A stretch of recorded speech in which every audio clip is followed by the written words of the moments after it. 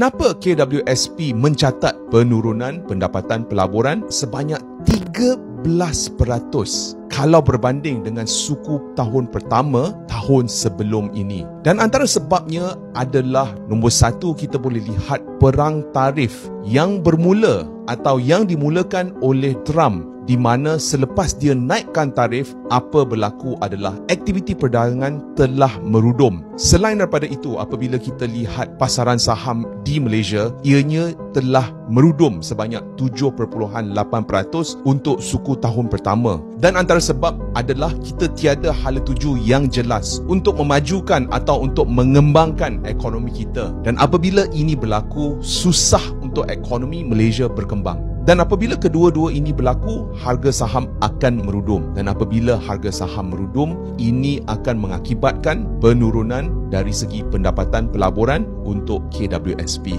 Tetapi apa pendapat kamu? Adakah ini akan impak dividen kita untuk tahun hadapan?